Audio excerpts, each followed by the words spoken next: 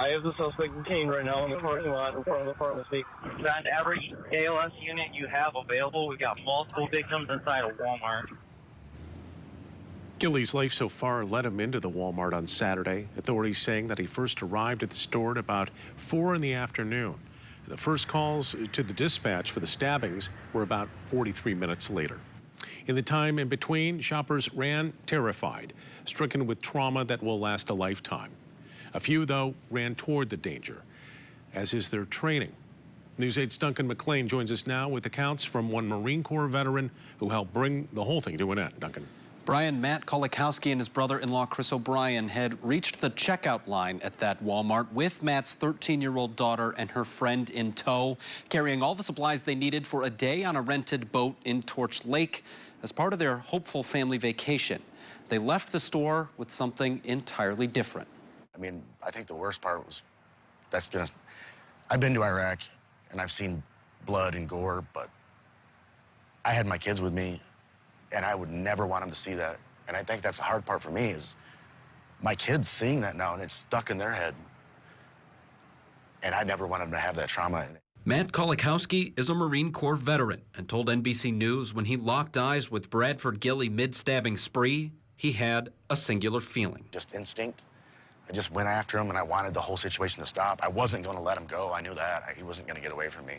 Matt says as he chased Gilley out of the store, he stabbed a man in the shoulder and another woman in the back just outside.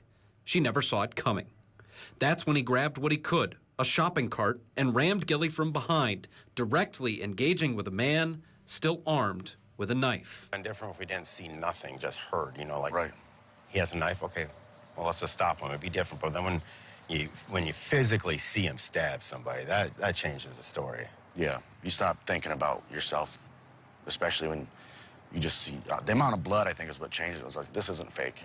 This isn't a game no more. This is real life, and this guy has to be stopped. So that's when another bystander flew in with a shopping cart of their own, bashing and corralling Gilley until more firepower arrived. He came in from left field with his pistol out and still took control of the situation. If it was me, I would have probably had a different narrative because I just watched him try to murder people brutally. I would have probably pulled the trigger. The man holding the gun has not been publicly identified, but told News 8 he's been inundated by messages in the days since. Together, they convinced Gilley to drop the knife and held him down. Seconds later, the first deputy arrived, just 3 minutes after the first 911 call.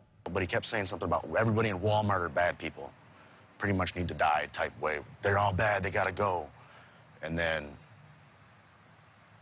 I remember when he was on the ground is when he majority kept saying, I'm a soldier, but it's trying to block me because I had my hand up over the top of him and I was trying to hold him down and he kept saying, I'm a soldier. And I was like, well, I'm a mother effing Marine. And then his eyes got big and then that's when he stopped talking.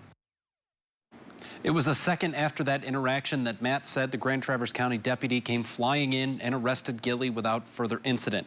He and O'Brien, who captured the interaction on the now viral video, had to stick around for a while for some questioning, but said they didn't expect it to turn into some big thing, and they just did what they thought had to be done.